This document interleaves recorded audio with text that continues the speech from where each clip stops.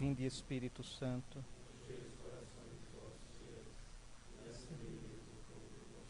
Enviai, Senhor, o vosso Espírito, e tudo será criado. Ó Maria, concebida sem pecado. Em nome do Pai, do Filho e do Espírito Santo. Então, meus irmãos, vamos para mais um encontro de Jesus, o encontro com os nazarenos. Os olhos carnais de quem é cego. Nós, pela manhã, meditamos num cego que enxergava. Agora vamos ver um monte de gente que enxerga e, na verdade, é cega. E estes são os familiares de Jesus, os da sua terra, os próximos dele. Quando o Senhor passa pela vida das pessoas, deixa marcas. Ninguém que é encontrado por ele, ou com ele se encontra, pode sair do encontro e ir adiante na vida do mesmo modo. Padre Antônio Vieira, no sermão da 60ª, vocês sabem, nesse sermão, Antônio Vieira comenta a parábola do semeador. Aliás, aconselho aos senhores a que leiam o Padre Antônio Vieira. Vale a pena, pela inteligência, pelo modo engenhoso, nem sempre exegeticamente muito fiel, muito respeitoso das regras, mas era comum naquela época o modo criativo como ele interpreta as escrituras. Também pelo modo bonito de falar do português. É importante. A gente está precisando de padres que saibam pregar. Eu fico, não sei porquê, os pastores, um analfabeto como Edir Macedo, um analfabeto como R.R. Soares, um analfabeto como esse Santiago, conseguem falar direito, em geral não cometem erro de português. Eu não sei o que é que acontece que no seminário, desde que o menino entra, a gente paga professor de português. O curso todinho, propedêutico, a filosofia, às vezes na teologia, e o cabra sai falando errado ainda. E sem saber fazer um discurso, uma homilia bonita. Porque é verdade que numa pregação o conteúdo é o mais importante.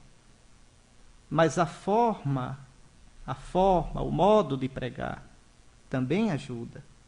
Os padres da igreja eram exímios pregadores. Agostinho foi seduzido pela pregação vigorosa de Ambrósio. Então, essa responsabilidade, ninguém é obrigado a ser um boca de ouro como João Crisóstomo, mas deve saber pregar. E nem invoquem o Curadás, viu? Porque o Curadás pregava direito. Tinha dificuldade nos estudos, mas nem era preguiçoso nem desleixado na pregação. Então, bom, mas isso para dizer, recomendar que leia o Antônio Vieira. Eu sei de cursos protestantes, desses protestantes que nos odeiam, que os pastores estudam os sermões de Padre Antônio Vieira. Infelizmente, não para aprender a doutrina, mas a arte de pregar. A arte de pregar. Então, eu peço a vocês isso. Vocês devem isso ao povo de Deus. Vocês devem. O povo de Deus tem fome da palavra de Deus. O povo de Deus tem fome de uma pregação que anuncie Jesus, que comente, como se diz, que parta o pão da palavra. Então, Padre Antônio Vieira, no sermão da 60ª, ele se pergunta, ele diz, mas a palavra de Deus, esta semente que o semeador joga, por que é que às vezes ela não cresce? Por que não dá fruto? Porque hoje em dia não dá fruto. É culpa dos pregadores? É culpa de quem escuta? Ou é culpa da semente que é ruim? Padre Antônio Vieira se pergunta. E lá para as tantas ele diz uma coisa que a mim me impressionou. Ele diz, às vezes a palavra de Deus não dá fruto, mas deixa sempre efeito. mesmo quando não dá fruto. Ninguém topa com a palavra de Deus sem depois experimentar o efeito dela. Efeito de vida para quem a escuta e crê. Efeito de morte, de condenação para quem fez pouco caso dela. Vejam, não deu fruto, mas deixou o efeito. Triste. Tanto que Jesus diz, cuidado com o modo como ouvis. Pois bem, ninguém que encontre Jesus volta do mesmo jeito. Olha os magos, voltaram por outro caminho. Voltaram por outro caminho, depois que encontraram o menino com sua mãe. Então, o encontro com Jesus é sempre um divisor de águas, porque mostra o que a gente é. Porque no encontro com o Senhor eu vou ver se o amo ou não, se creio ou não, se estou disposto a sair de mim para segui-lo ou não. Esse encontro com Jesus pode deixar um efeito de salvação, de transformação, ou de total endurecimento, de insensibilidade e de condenação. Por isso mesmo aquela frase de Santo Agostinho que eu lhes recordava hoje pela manhã: eu temo o Cristo que passa. E há mesmo o que temer. Não acolhê-lo, não lhe dar atenção, não reconhecê-lo, ou pior ainda, fazer de conta que nem se encontrou com ele. É para nós uma morte. É ficar seco. Bom, vejamos o encontro de Jesus com os nazarenos. Jesus voltou então para a Galileia com a força do Espírito Santo. Aquilo que eu dizia pela manhã. Veja, depois de ungido, assim que ele é ungido, o Espírito o impele para o deserto, quase como se o pegasse pelos cabelos, o levasse para o deserto, para ser tentado. E depois o Espírito o leva para Nazaré, para Galileia, onde ele vai começar o ministério público dele. Então, Jesus voltou para a Galileia com a força do Espírito e sua fama espalhou-se por toda a região circunvizinha. Ensinava em suas sinagogas e era glorificado por todos. Ele foi a Nazara, onde fora criado, uma variante do nome Nazaré. E segundo o seu costume, entrou em dia de sábado na sinagoga. Vejam, Jesus era um judeu observante, não fazia pouco caso da lei de Moisés. Era seu costume, aos sábados, como bom judeu, ir à sinagoga. E levantou-se para fazer a leitura. Foi-lhe entregue o livro do profeta Isaías. Abrindo-o, encontrou o lugar onde está escrito: o Espírito do Senhor está sobre mim, porque ele me ungiu para evangelizar os pobres. Enviou-me para proclamar a remissão aos presos e aos cegos a recuperação da vista, para restituir a liberdade aos oprimidos e para proclamar um ano de graça do Senhor. Vejam, ele está vindo do Jordão. Isso aconteceu com ele no Jordão. O Espírito ungiu, o Senhor, o Pai o ungiu, e agora o Espírito o impele para a missão pública dele. E a missão, olhe qual é: evangelizar. Qual é o evangelho? Vocês já sabem. Cumpriu-se o tempo, o reino de Deus aproximou-se. Convertei-vos. Quais são os sinais de que Deus está próximo? Os pobres. Que pobres? Qualquer pessoa que esteja numa situação extrema na vida. Qualquer pessoa que esteja desconsolada, machucada, desorientada, sozinha, ferida, que não creia mais nem em si própria. Jesus vem lhes dizer: Deus te ama, meu Pai está contigo. Deixa que Ele reine na tua vida. Vejam, direitinho, repare como o Evangelho é claro. É só a gente pegar o fio da meada, que vai-se embora. Então, para proclamar a remissão aos presos, aos cegos a recuperação da vista, para proclamar um ano de graça do Senhor. Quer dizer, para proclamar um tempo novo, um tempo de jubileu, um tempo de bênção, o tempo que os profetas tinham anunciado quando o Messias viesse, o tempo do Espírito. Por que é que o Messias é importante? Porque quando ele viesse, Messias, Mexia, ungido, cheio do Espírito, quando ele viesse, aconteceria o que os profetas tinham prometido. O Espírito transformaria os ossos secos num povo novo. Derramarei o meu Espírito sobre toda a carne, vossos filhos e vossas filhas profetizarão, vossos velhos terão sonhos, vossos jovens terão visão, conforme o profeta Joel. Então iria se cumprir o que o Senhor prometeu. Por isso o Messias é importante, porque ele daria o Espírito de Deus, a potência de Deus, a vida nova de Deus. Então Jesus está lendo o texto de Isaías que resume isso. Enrolou o livro, entregou ao servente e sentou-se. Lucas aqui faz a coisa bem. Todos na sinagoga olhavam-no atentos. Era o povo de Nazaré. Nazaré devia ter uns 200 habitantes. Era uma cidade pequena, de gente linguaruda. Veja, já devia ter escutado que Jesus andou fazendo milagre. Vamos ver o que é que esse vem fazer aqui. Então começou a dizer-lhes: hoje se cumpriu aos vossos ouvidos esta passagem da Escritura. Pronto, Jesus joga a bomba assim. Todos testemunhavam a seu respeito e admiravam-se das palavras cheias de graça que saíam de sua boca. E diziam: não é o filho de José? Veja.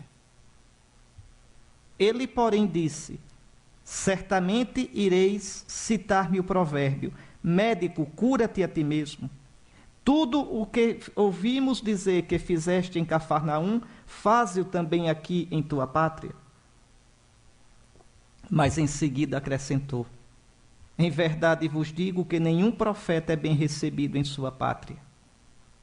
De fato, eu vos digo que havia em Israel muitas viúvas nos dias de Elias, quando por 3 anos e 6 meses o céu permaneceu fechado e uma grande fome devastou toda a região. Elias, no entanto, não foi enviado a nenhuma delas, exceto a uma viúva em Sarepta, na região de Sidônia. Havia igualmente muitos leprosos em Israel no tempo do profeta Eliseu. Todavia nenhum deles foi purificado, a não ser o sírio Naamã. Diante dessas palavras, todos na sinagoga se enfureceram. E levantando-se, expulsaram-no para fora da cidade e o conduziram até um cimo da colina sobre a qual a cidade estava construída, com a intenção de precipitá-lo de lá. Ele, porém, passando pelo meio deles, prosseguia seu caminho. É só para vocês saberem, alguns exegetas, e isso não me interessa nem um pouquinho, mas suspeitam, acham, que aqui Lucas misturou 2 visitas de Jesus a Nazaré. Uma, primeira, na qual ele teria sido bem recebido, e uma segunda, no qual o caldo entornou. E Lucas misturou as duas, e por isso, veja, todos se admiram, todos o louvam, mas depois, de repente, muda de atitude. Isso, para o que eu quero meditar, é indiferente. Vamos pegar o texto como ele está, sem inventar muita hipótese que no fim a gente não tem certeza. Vejam, Jesus vem do batismo e das tentações. Vem cheio do Espírito Santo e é glorificado por todos. Lembrem que ele vem de Cafarnaum. Em Cafarnaum ele expulsou o demônio de um jovem na sinagoga, curou a sogra de Pedro, e no fim da tarde a multidão trouxe tudo quanto era doente para ele curar. E ele curou a todos. Então vem o sucesso, a notícia deve ter corrido ligeirinho, que ele estava, como se diz, pintando e bordando pela Galileia. Agora fará sua primeira visita a Nazaré, desde quando iniciou o seu ministério público. Note-se que São Lucas dá 2 informações importantes. Ele ensinava e era glorificado por todos na Galileia, já era conhecido, e ele foi visitar Nazaré, onde fora criado. Ou seja, as pessoas das outras aldeias, das cidades da Galileia, ainda não o conheciam. Os de Nazaré tinham visto Jesus crescer ali, conheciam-no, viram Jesus correndo na rua quando era criança, viram Jesus brincando, viram Jesus ali crescendo. É o filho do carpinteiro, todo mundo sabia. Será que agora, ao encontrá-lo, vão conseguir ver nele o Messias, o enviado de Deus? Vamos acompanhar. Após ler o rolo de Isaías, que falava do Messias, Jesus faz uma declaração, igual a de Bento XVI, inesperada, clamorosa, revolucionária. Hoje se cumpriu aos vossos ouvidos esta passagem da Escritura. Ora, esta passagem somente se cumpriria com a vinda do Messias. Jesus, portanto, em Nazaré, na sua cidade, repare só, está apresentando-se a si mesmo como o esperado de Israel, o Messias de Deus. Qual é a reação dos nazarenos? Logo de início, tomados de surpresa, eles querem acreditar. São tocados pela convicção de que Jesus, são tocados pela convicção de Jesus, pela graça das suas palavras. São Lucas diz, eles estavam admirados com a palavra que saía da sua boca. De onde vem essa sabedoria? Veja, estavam encantados. Mas imaginem, será mesmo?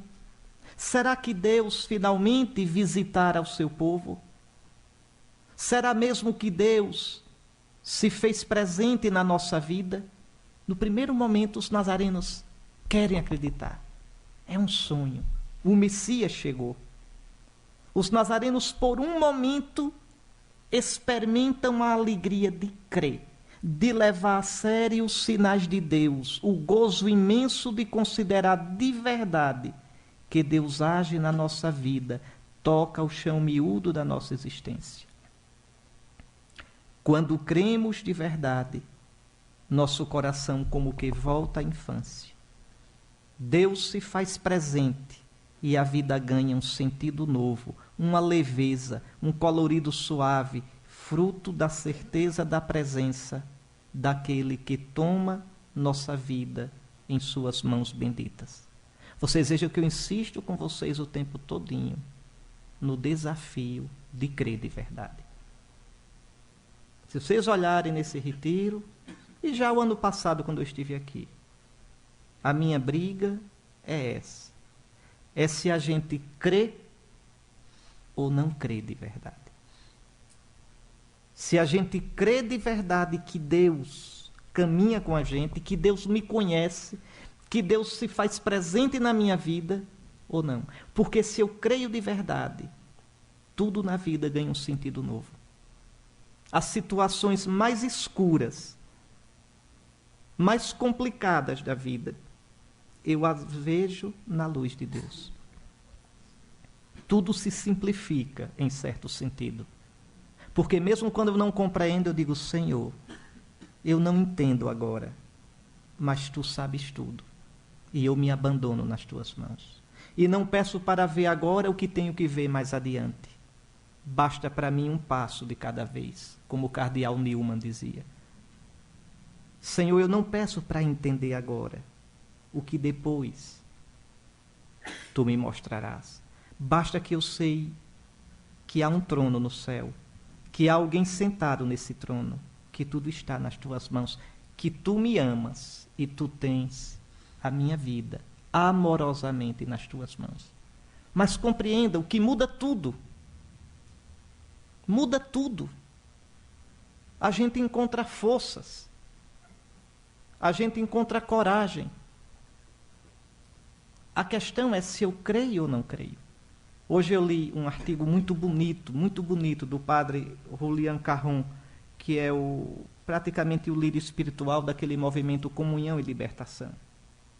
Ele dizendo, no dia 11 de fevereiro, quando o Papa renunciou, ele diz, todo mundo, por um minuto, um instante, se calou. Crente ou não crente, cristão ou não cristão, católico ou não católico. Por um momento, o mundo ficou perplexo. E então ele diz, mas que acontecimento é esse que é capaz de calar por um minuto, um instante o mundo?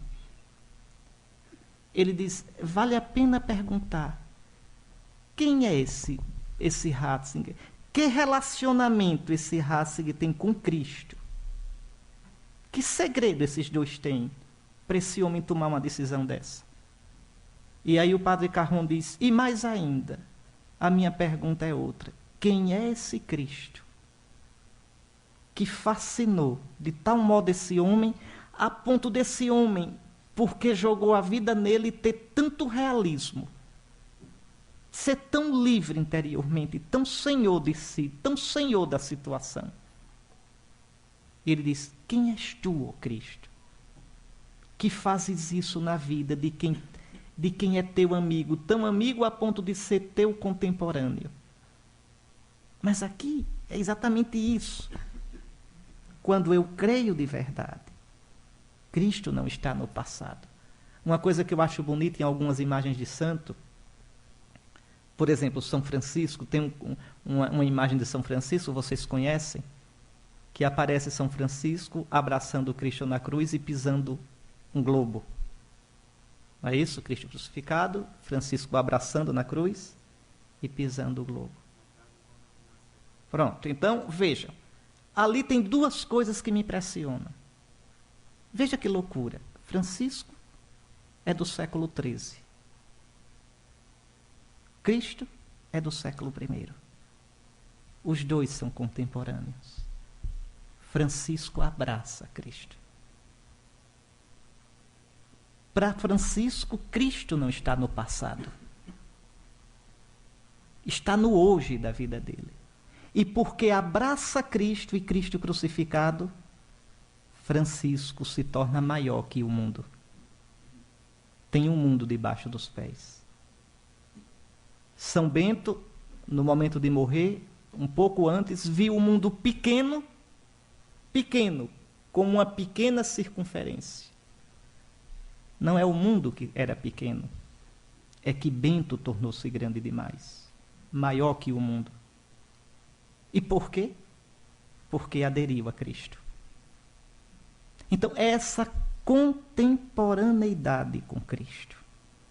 Por que é que os acontecimentos engolem a gente? Por que é que as ondas do mar da vida nos afogam? Por que é que a gente morre afogado num copo d'água? Por esta falta da perspectiva de Cristo na nossa vida. Mas exatamente a fé nos leva a isso. Cristo caminha nesses corredores. Cristo participa da sua vida. É-lhe contemporâneo. Não está longe. Qual é o nome dele? Emanuel. Santo Elredo de Rieval, abade cisterciense do século XII, pregando na noite de Natal, ele dizia, vede o nome do menino, vede o nome, Emanuel, Deus conosco. Antes parecia Deus acima de nós, parecia às vezes até Deus contra nós, mas agora, olhai a manjedoura, Emanuel, Deus conosco, nunca mais Deus sem nós, nunca mais nós sem Deus, Deus próximo de nós.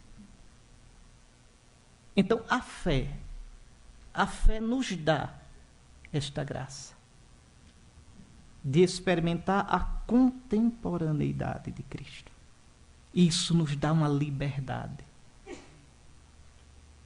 Por exemplo, tenho certeza com convicção, porque acompanho os escritos, o pensamento do Santo Padre desde 1981.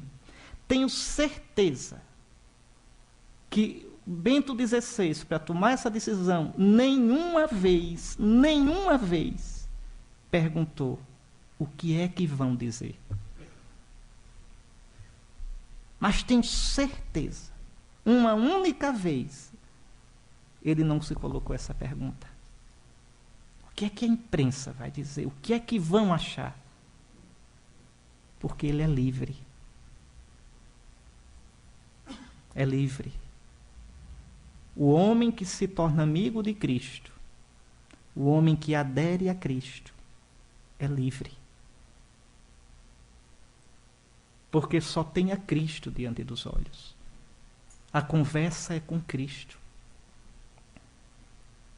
Nos acontecimentos da vida da gente, como a gente não é livre o bastante, como a gente, esse diálogo com Cristo na fé, em nós às vezes é tão falho, eu vejo os acontecimentos, eu vejo as pessoas, eu vejo as situações e não consigo discernir Cristo nelas. Quando de verdade eu tenho fé, quando de verdade eu sou contemporâneo, íntimo de Cristo, venha o que vier, eu olho Jesus e digo: Senhor, o que tu queres de mim? Com isto, com esta situação, o que tu queres, Senhor? Veja, o diálogo é com Cristo. Eu digo muito para os padres, quando converso com eles, eu digo: olha, tire o bispo do meio da sua vida. Tire o bispo. Como assim? O bispo lhe dá uma ordem. O bispo transfere você. Ao invés de você ficar remoendo aí, tira o bispo da frente. Vá direto a quem interessa, a Jesus. Senhor, o que tu queres de mim? Senhor, é isto que tu me pedes? Me dói, viu? Me custa. Eis-me aqui. Isso é crer. Isso é ser contemporâneo a Cristo. E é nisso que a gente tropeça tanto. Aí a gente murmura, xinga, desobedece, reclama, pragueja e perde a chance de dizer um sim ao Senhor. Qual é o nome disso? Falta de fé. Cegueira. Cegueira espiritual. Por isso eu coloquei aqui: pense bem, quem crê de verdade consegue cada vez mais ver Deus em todas as coisas. Sei discernir a presença do Senhor nos acontecimentos miúdos da minha vida. E aqui vejam a frase da Didaquê, primeiro catecismo da igreja, mais antigo do que o Apocalipse, mais antigo do que a segunda carta de Pedro. Veja: aceita como um bem tudo o que te acontece, sabendo que nada acontece sem a permissão de Deus. É de matar, né? Só na fé. Só na fé. Santa Teresa não diz? Como é que ela diz? Naquele poema dela, Formosura que cedeis, ela diz, como é? Que ela: não desateis o que atais, pois atando força dais a ter por bem todos os males. Ou seja, se eu tiver atado em Cristo, e esse laço, ó laço que assim juntais, duas coisas desiguais, não desateis o que atais, pois atando força dais a ter por bem todos os males. Esse laço é o Espírito de Cristo, é o laço, é o vínculo amores. Pois bem, se a gente estiver atado a Cristo, venha o que vier, a gente vai ter força, clarividência, sabedoria para tirar o bem do mal que vier. Façam o que fizer com a gente. A pergunta da gente não vai ser: por que fizeram isto comigo? Mas vai ser outra, mais inteligente, mais cristã. Vai olhar Jesus, às vezes chorando, viu? E vai dizer: Senhor, o que é que eu faço com isso que fizeram comigo? Repare que a pergunta é diferente. Não é por que fizeram, mas o que é que eu faço com isso que fizeram? O que é que eu faço na perspectiva do reino de Deus? O que é que eu faço como um sim a ti, como um canto de amor a ti, como um sacrifício e um laudes a ti? Está aí. Bom, vamos voltar para os nazarenos. No primeiro momentinho eles acreditaram, estava assim, né? Mas foi rapidinho, né? A este primeiro impulso segue-se um outro, totalmente diverso. Os nazarenos como que acordam do sonho do Messias que chegou e cai na real, esquecendo a capacidade de sonhar o sonho da fé. Esse sonho que eu acabei de descrever para vocês. Viver assim é um sonho. Se a gente vivesse assim, vejam. Mas os nazarenos não querem sonhar. Caem na realidade da rotina sem cor. Recordam que Jesus é como eles, nazareno, filho do carpinteiro, e por isso não pode ser o Messias. Julgam-se realistas, práticos, e por isso já não conseguem admitir que o Messias esteja entre eles, seja um como eles, tão próximo deles. Não é esse o filho de José? Esse aí eu conheço, esse foi meu colega, esse eu conheço direitinho. Santo de casa, não faz milagre, a gente não deixa, nem que o bichinho pudesse fazer, a gente não deixa ele fazer nada. Veja, reparem só, tá certo?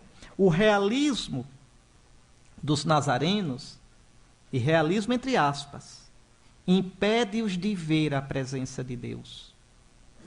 Na verdade, não se trata de realismo, mas de fechamento, de falta de capacidade de estar aberto para as surpresas de Deus. Eles se tornam cegos e duros de coração. Triste senso prático.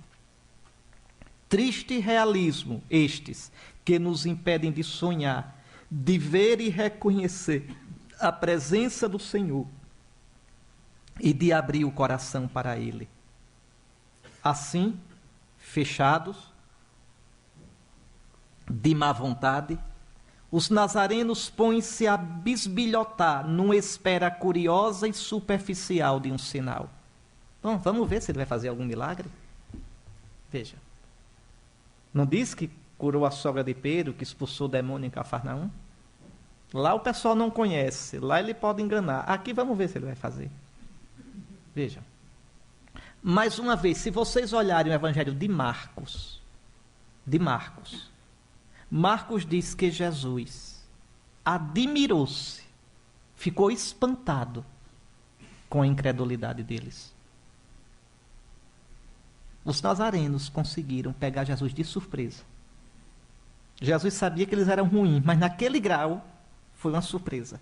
Jesus ficou admirado. E Marcos usa um verbo que Mateus depois ajeita. Mateus, como escreveu depois, e já tinha pegado Marcos e olhando, aí saiu ajeitando.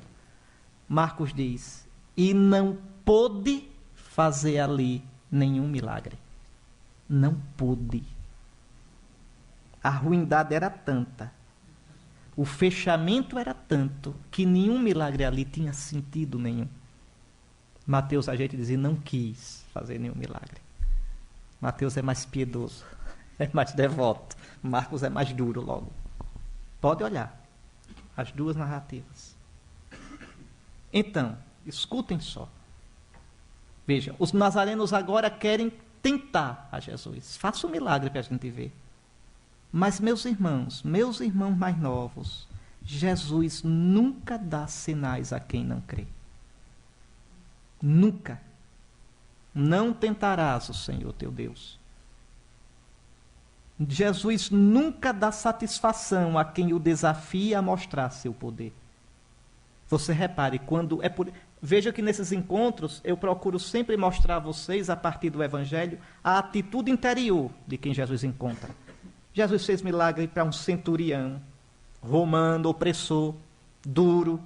Jesus fez milagre para o chefe da sinagoga, que devia ser fariseu, Jairo.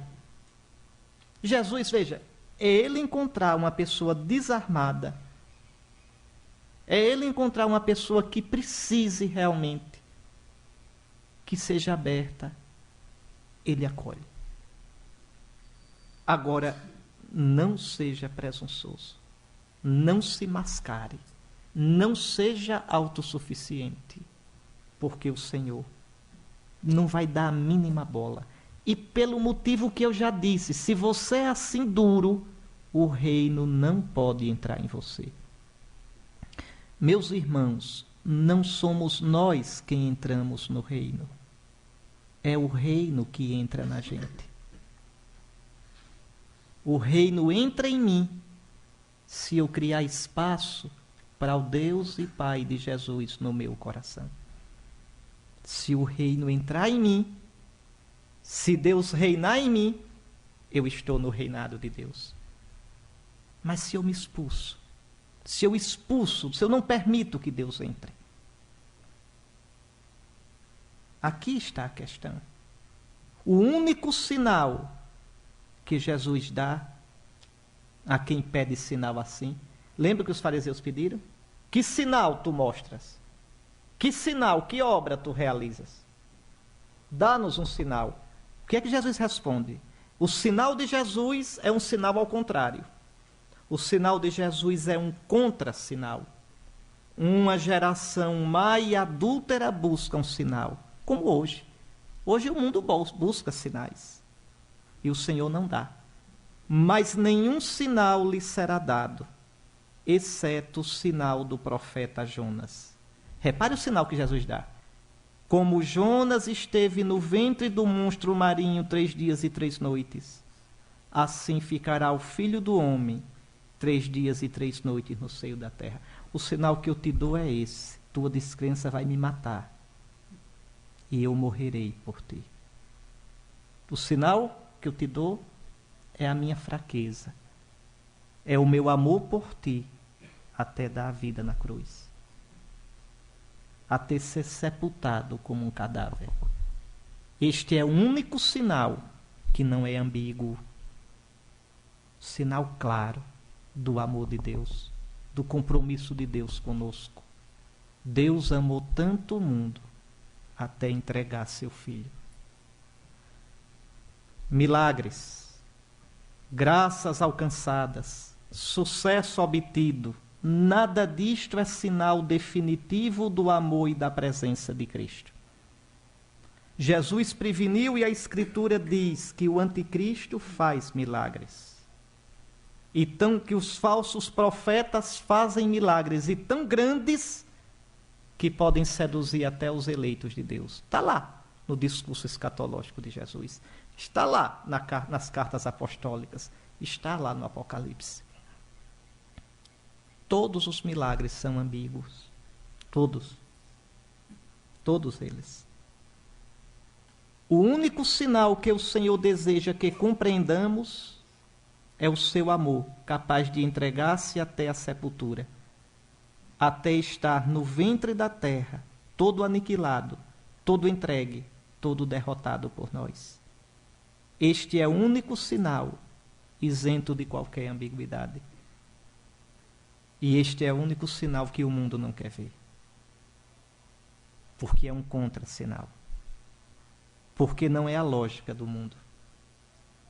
E não é a minha, sou sincero a vocês, e desconfio que também não é a de vocês. Que se a gente pudesse escapar da cruz, a gente escaparia. Se a gente pudesse sugerir a nosso Senhor um caminho diferente para salvar o mundo, quem aqui não daria um bom conselho a Ele, como Pedro deu? Então vejam, no entanto, o sinal que o Senhor nos dá é a sua cruz. É um amor que se entrega. É um amor que me mostra até onde eu sou importante para Ele. Até onde Ele perde a vida por mim. Jesus recusa-se a ser um tapa-buracos, a ser um astro pop, a ser aquele que entra nos nossos esquemas e cumpre um papel que lhe damos na nossa vida. Senhores, Jesus nunca se deixa manipular. Nunca aceita o suborno de ser agradável e corresponder às expectativas para ser aceito. Não é o Senhor que tem que se converter a nós. Somos nós os que devemos nos converter a Ele. É isto ou perdê-lo. Por isso mesmo, diante dessa atitude dos nazarenos, então os nazarenos agora querem um sinal. Jesus desmascara. Os nazarenos estão já pensando e Jesus desmascara. Médico, cura-te a ti mesmo. Tu não fizeste milagre em Cafarnaum? Faze aqui na tua terra para a gente ver. Veja. Os nazarenos querem uma demonstração, um show. Como Herodes. Lembram? Que Herodes quer que Jesus faça algum sinal na frente dele, como um mico de circo. Pois bem, sua reação à atitude dos nazarenos é dura. Dura como aqueles corações de pedra.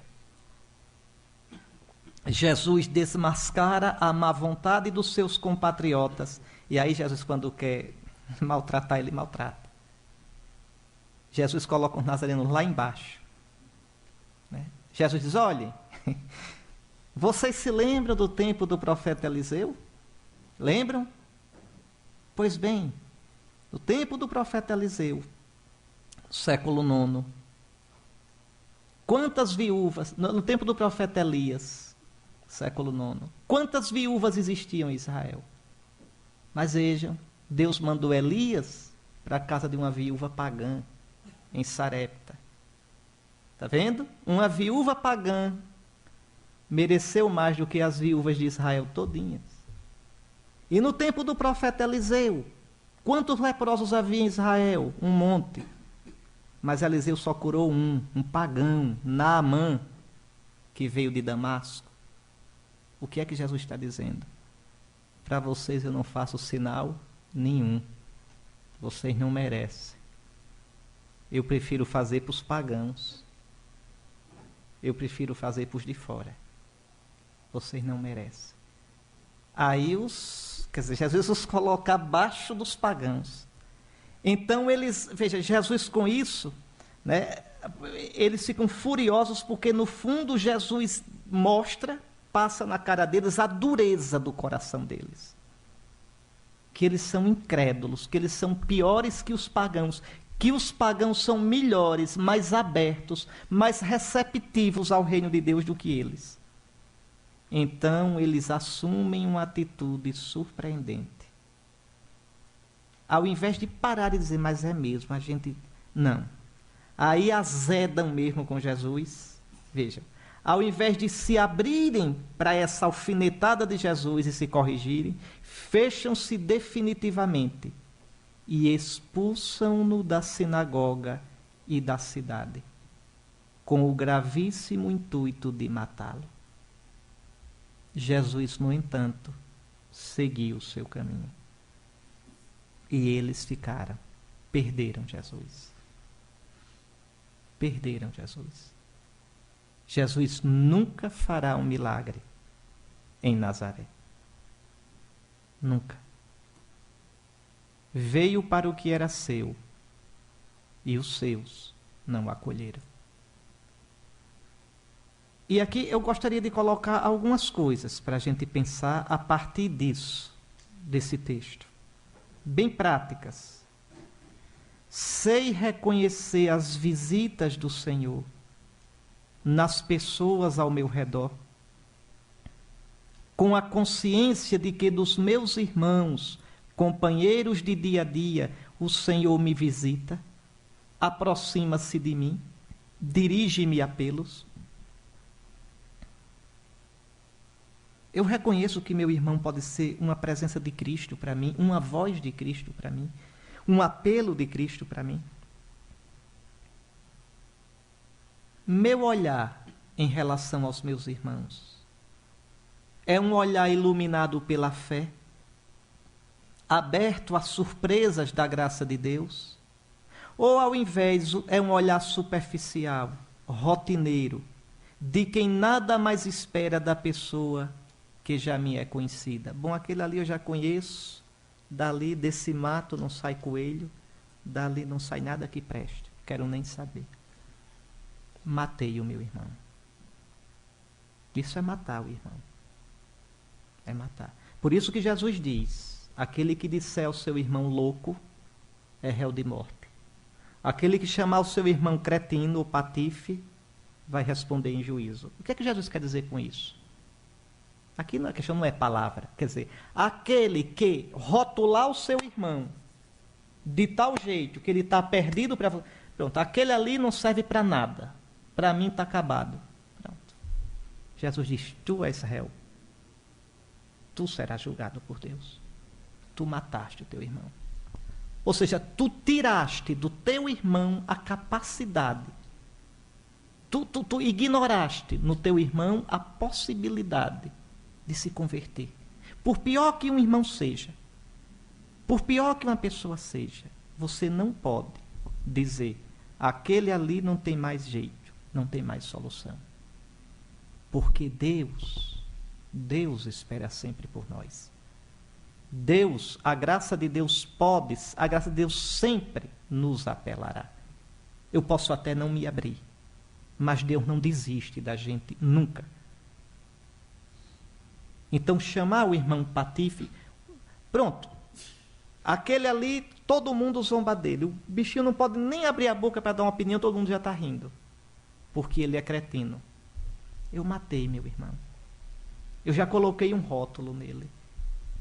Veja, é o preconceito que destrói a dignidade do irmão.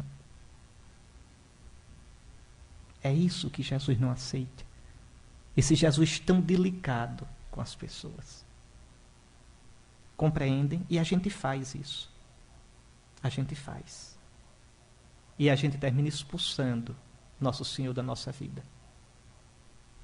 Vocês reparem como a gente tem o tempo todinho que se examinar. Com serenidade, não precisa ficar se culpando-se. Com serenidade, mas dizer, Senhor, revela meus caminhos. Mostra, Senhor, mostra o que eu tenho no meu coração. Corrige-me, Senhor, e eu serei corrigido.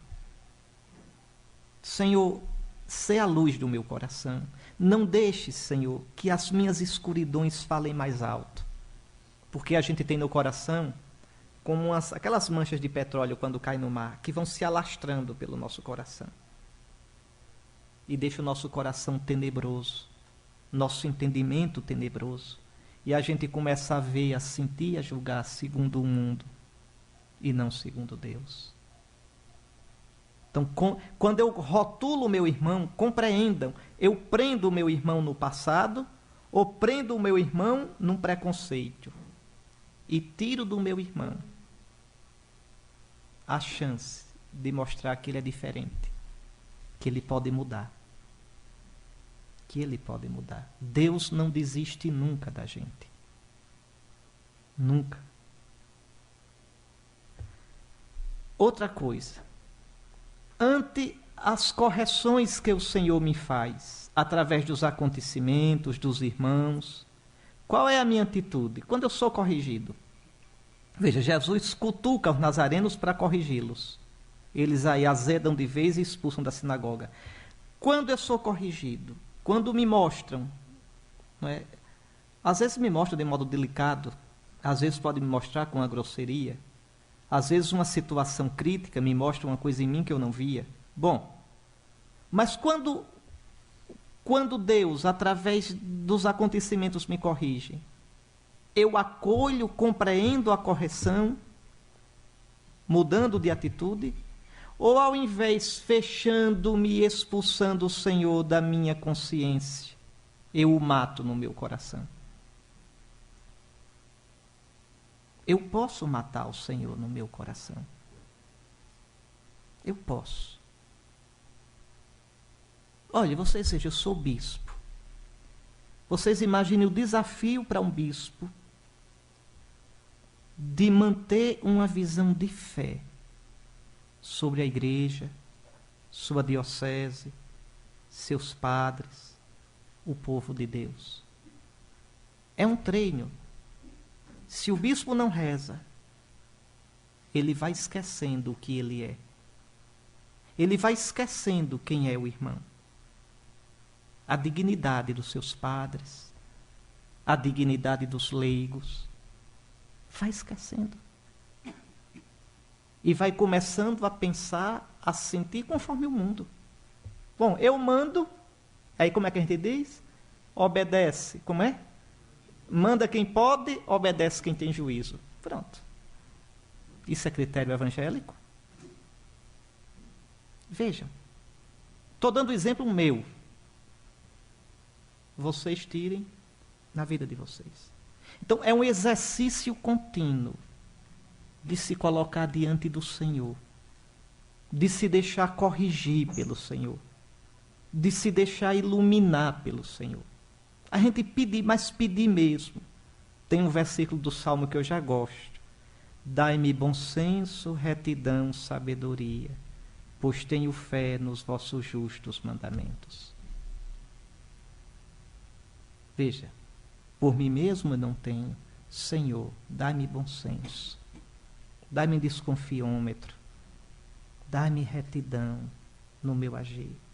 Dai-me a sabedoria de saber como agir, quando agir, em que medida agir. Nós todinhos diante do Senhor somos discípulos. Nós todinhos diante do Senhor somos frágeis, somos mendigos, temos de aprender. Por último, pense bem, pode haver tantos irmãos que não são religiosos. Desculpe, irmãos, não. Pode haver tantos que não são religiosos e, no entanto, sejam mais abertos e disponíveis para reconhecer e acolher os sinais do Senhor que aqueles da família do Senhor. Nós, os que participam de nossos grupos, de nossas comunidades, de nossa diocese, de nosso clero. Os nazarenos eram de casa. Os nazarenos eram praticamente, quer dizer, os parentes de Jesus. Se criaram com Jesus e não souberam reconhecê-lo. Nós somos a família de Jesus. Sabemos reconhecê-lo. Sabemos discernir a presença dele nas pessoas, nos acontecimentos. Então fiquemos, meus irmãos, com esses pensamentos. O nosso auxílio está no nome do Senhor.